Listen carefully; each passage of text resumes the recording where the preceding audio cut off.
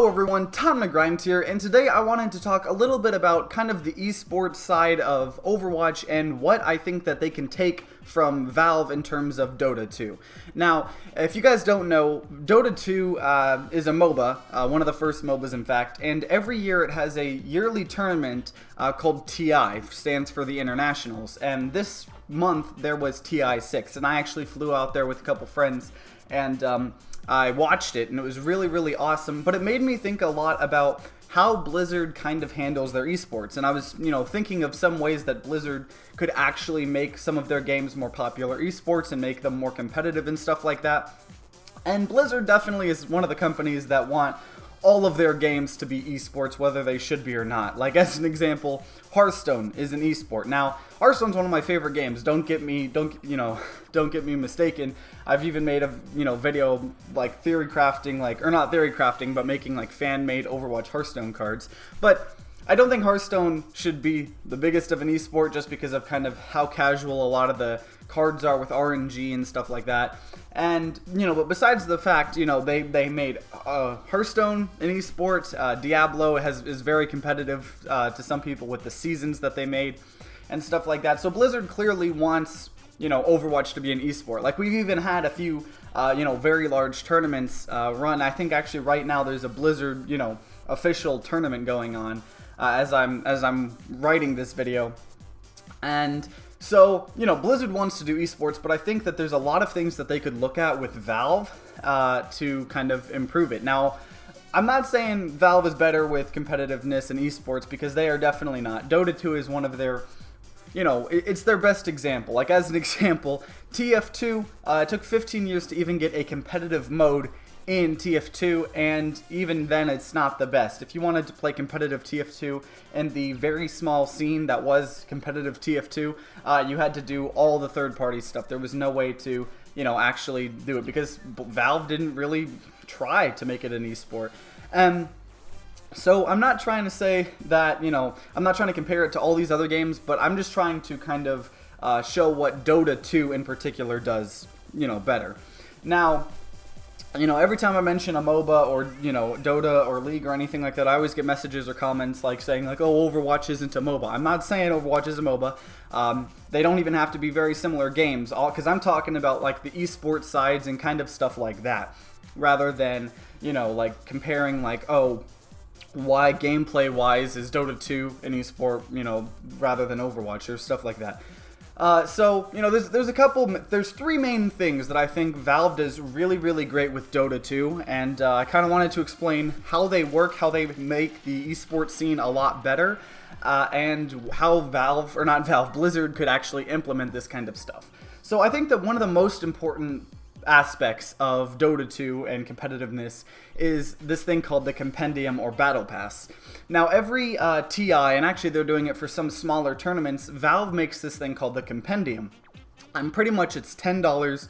You buy it, and right when you buy it, you get a bunch of exclusive cosmetics that are only for that. So it's really cool, because you upfront just get a bunch of stuff, and then on top of that, it normally adds some sort of like questing system to get you more cosmetics and stuff, and then you can also level it up, and the more you level it up, the more cool exclusive stuff you get. So as an example, as you were leveling up this year's compendium, you could get these immortal treasures, and they were really cool things that had cool particle effects, and they changed some of the actual like graphics and stuff for some of the abilities. And there was also, if you got to level 125, you got a cool like reskin of the map, and it was really nice. Looks really awesome, but you have to actually level up your compendium to do that. And how you do that is you can either buy the actual like points that help you level up, you can complete those quests and stuff to get more points, or you can just find them. Like, they count as drops. And then there was also this kind of like wager system that like every week you got like some chips to wager, and if you won, you got points and stuff like that. But either way, the entire reason that this is huge is because it's for two reasons. First of all, 25% of all of the money made with the compendium and the battle points went straight into the prize pool. And if you're offering like awesome digital stuff to people that are also exclusive, they're gonna like eat it all up. And so that's kind of how the TI6, the prize pool this year, was a little over $20 million, and that's ridiculous. The winning team, every player on the winning team practically got $1 million. And last year, the team I was rooting for, EG, they had a 16-year-old named Sumail. He's from Pakistan, and he pretty much made $1 million because of how big the prize pool was. And you know, it kind of proves the fact that people will pay for that. And when 25% of it is going to the compendium or straight to the prize pool, that's huge. And so Valve normally throws in $1 million or $2 right up front because they know they're going to make a ridiculous amount of money. Because if you take the $20 million that was raised for TI6, take away $2 million of it from what Valve raised, that's $18 million, and you multiply that by 3, and that's what they made from the compendium and the battle points. Let alone, we're not even talking about like the things being sold on the market and stuff like that, because those don't, you know, they didn't give 25% to it.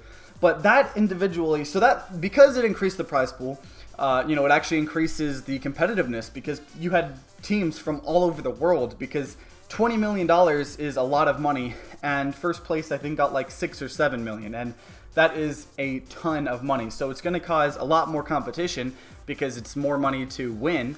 And also, the compendium made the average like user that might not have cared about, you know, competitive and esports, possibly make them care. Because one of the things you could do with the compendium is there's a predictions like kind of thing of pages. So it's things like in the TI, who do you think is going to be the hero picked the most? Who do you think is going to be the player with the most kills? What team do you think is going to win the entire thing? And you know, if you predict those right, you get more of the points to level it up. And so it can cause people that might not have been super into the competitiveness and just more of the casualness, you know, they can be like, oh, okay, well, I actually want to look into these teams to see, you know, what teams might win, or I want to actually watch the whole tournament to see if my teams that I picked won and my predictions were correct. And so it just makes more people interested into the competitive scene. And you know, the more people wanting to watch the competitiveness, the more people interested about it, is just going to grow the competitive scene as a whole. And that's really, really big. Now, talking about one of my other games that are one of my favorites is Super Smash Bros. Melee. And because there's been 2 sequels to Melee, and because Nintendo, just because they don't care about Melee that much anymore, they, you know, I think at a certain point before Brawl came out, they were actually trying to kind of like slow down the growth of the competitive scene of Melee. As an example, there was a huge tournament like at EVO or something for Melee, and Nintendo was trying to say that they couldn't air, like they couldn't live stream the tournament because, you know, the stuff with Brawl and was going on at that time. And so there's 2 main reasons why stuff like Melee, you know, the scene, the competitive scene is growing, but it kind of has to grow a lot slower and more naturally almost, because the community itself has to raise all the money. They have to create these tournaments because they don't have Nintendo's help. And because Nintendo isn't helping, and, you know, it's up to the tournament organizers. So as an example, I think one of the biggest, the tournaments, like prize pools wise, was like $36,000.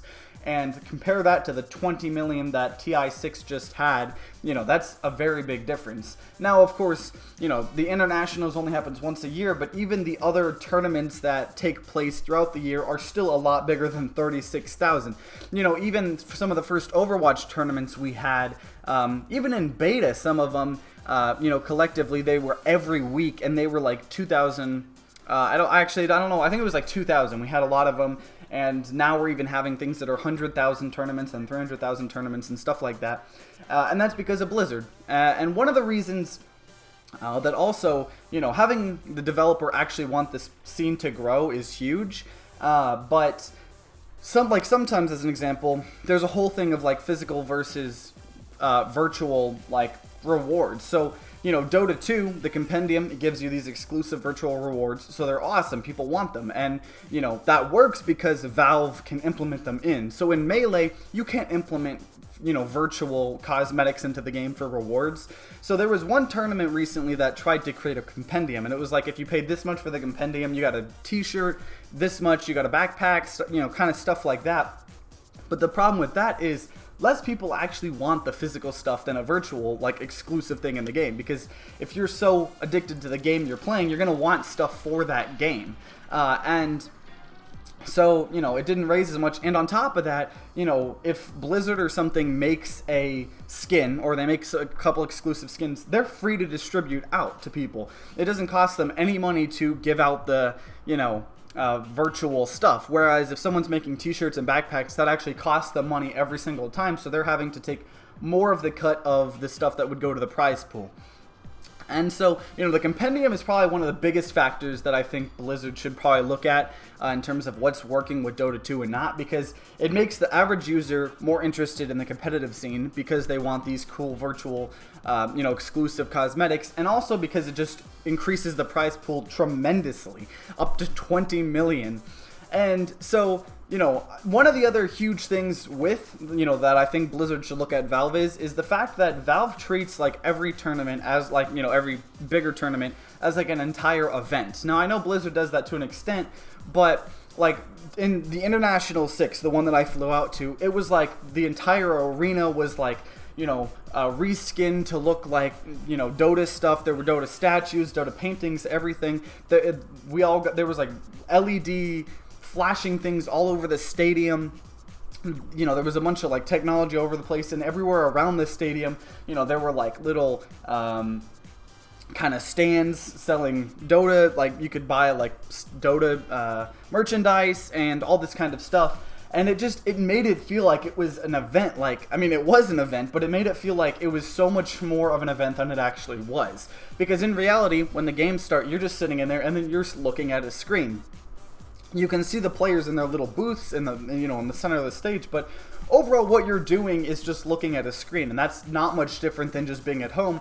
But the tournament had so good production value, it had so much more to do, in between and after and before tournaments, that it made it so much of an event, and it was really, really nice.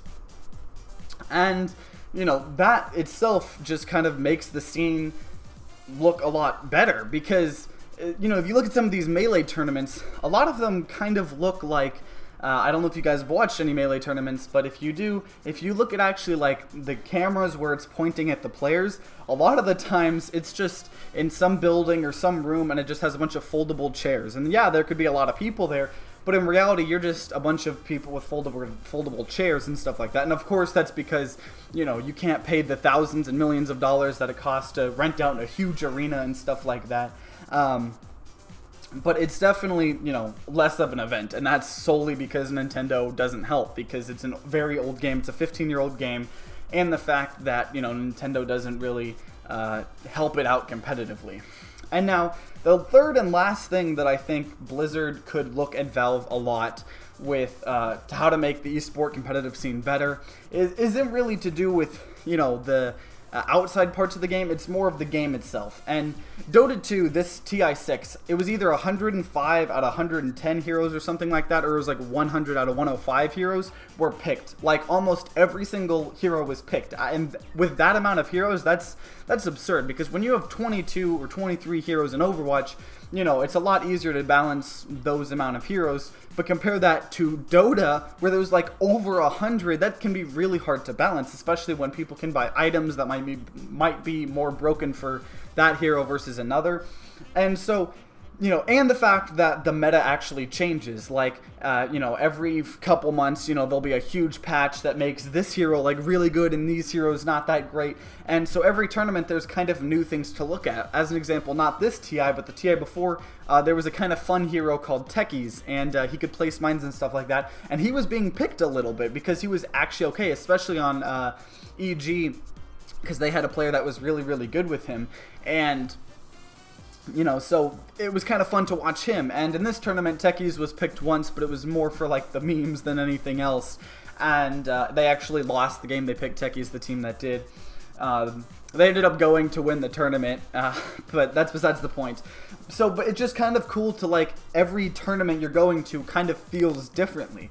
And, the kind of thing that goes along with that is in, the games themselves. Like in Dota 2, if you're just going to mess around with your friends, you all are going to just random heroes and just, go down mid lane and just try to, like, push mid.